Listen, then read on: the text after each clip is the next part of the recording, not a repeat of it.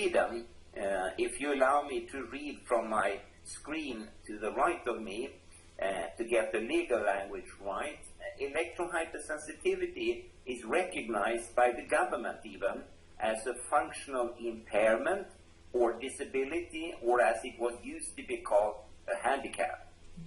And its symptoms, whatever they are also classified by the Nordic Council of Ministers. Both of these classifications were done in the year 2000.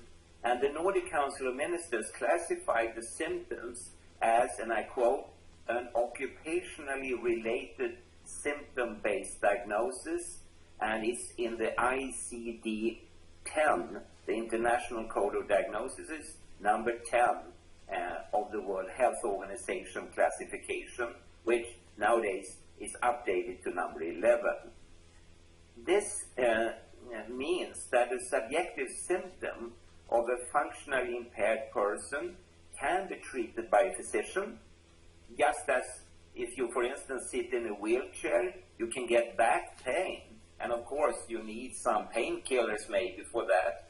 And it also means that a functionally impaired electrohypersensitive person can get sick leave from the workplace here in Sweden, and they can also get economic compensation.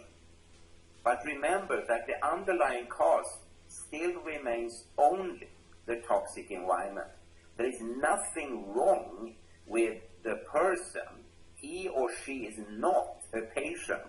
The patient here in Sweden is the toxic environment, and they get a diagnosis, and it also implies that the person, the electrohypersensitive person, should have accessibility measures as the treatment.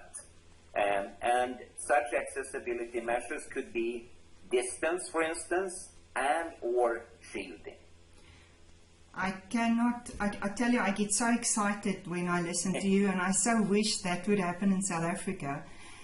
Well, could I immediately be rude and interact here and say that the laws and regulations that Sweden based this decision on are actually the same in South Africa, because they belong to the United Nations.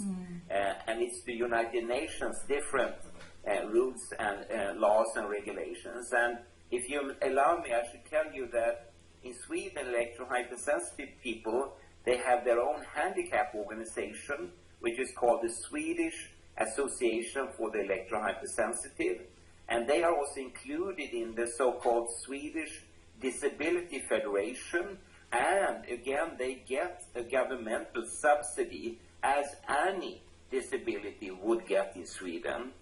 And the Swedish municipalities, they follow something that was used to be called the United Nations 22 Standard Rules on the Equalization of Opportunities of People with Disabilities, and it's from 1993, but since 2007 it has been upgraded into the United Nations Convention on Human Rights for Persons with Functional Impairments.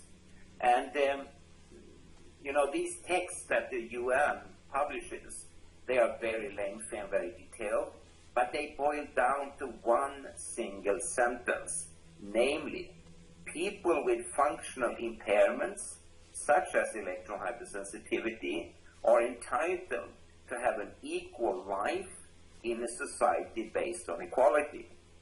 And again, one of the most important principles to achieve this is the one about complete accessibility.